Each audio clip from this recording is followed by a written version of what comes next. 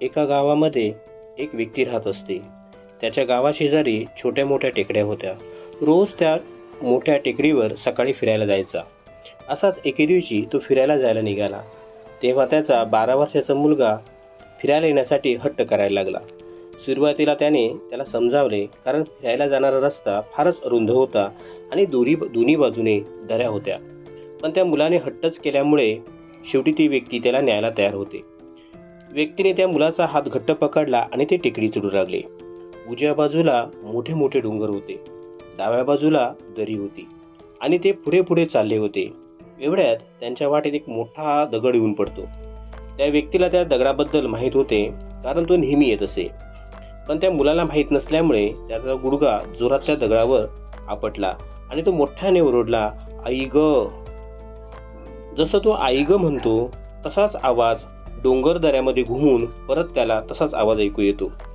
अशा प्रकारे आपल्या आवाजाचा प्रतिध्वनी यापूर्वी त्याने कधी ऐकला नव्हता. त्यामुळे त्याच्या लक्षात येईना की हे काय होतंय. थोड्या वेळासाठी तो घाबरला आणि त्याला वाटू लागले की कुणीतरी आपल्याला लपून छुपून पाहतोय आणि माझी चेष्टा करतोय. परत तो मुलगा बोलला, "तू कोण आहेस तू?" परत त्याला तसाच आवाज आला, "कोण आहेस तू?" मुलाला खूप राग आला. कोण आहे हा की जो माझी चेष्टा करतोय? आणि तो पुन्हा म्हणाला, "मी तुला सोडणार नाही."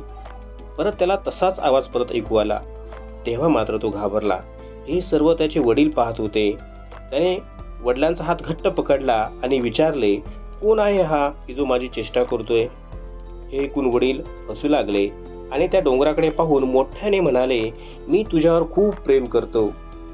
परत तसाच आवाज त्यांना ऐकू येऊ लागला की "मी तुझ्यावर खूप प्रेम करतो." हे ऐकून मुलगा पूर्णपणे गोंधळून गेला की जो माझी चेष्टा करतोय तो वडिलांवर खूप प्रेम करतोय. त्याच्या वडिलांच्या मुलाच्या मनातील गोंधळ लक्षात आला आणि समजून गेले आणि पुन्हा जोरात म्हणू लागले, "तू खूप सुंदर आहेस." परत तसाच आवाज आला, "तू खूप सुंदर आहेस." हे पुन्हा ऐकून मुलगा हसू लागला आणि विचारू लागला, "हे काय आहे पप्पा?" त्यावर त्याचे वडील त्याला समजावू लागले की जो आवाज आपल्याला ऐकू येतोय तो आवाज दुसऱ्या कोणाचा नसून आपलाच आहे, की जो आवाज डोंगर दऱ्यामध्ये घुमून परत ऐकू येतो. जसे आपण बोलतो तसाच आवाज परत ऐकू येतो. जर तू रागाने बोललास तर तुला परत रागाचाच आवाज ऐकू येणार आणि जर तू प्रेमाने बोललास तर तुला प्रेमाचाच आवाज ऐकू येईल. मित्रांनो, ही छोटीशी गोष्ट आहे. या गोष्टीप्रमाणेच आपलं आयुष्य सुद्धा असंच असतं. जसं आपण आपल्या आयुष्याबद्दल विचार करतो तसंच आपलं आयुष्य घडायला लागते. जर आपण आयुष्यात आनंदी विचार करायला लागलो तर आपलं आयुष्य सुद्धा आनंदी व्हायला लागते आणि आयुष्यामध्ये जर दुःख करायला लागलो तर आयुष्य दुःखी बनायला लागते. जर आपण आपल्या जीवनावर प्रेम करायला लागलो तर जीवन सुद्धा आपल्यावर प्रेम करायला लागते.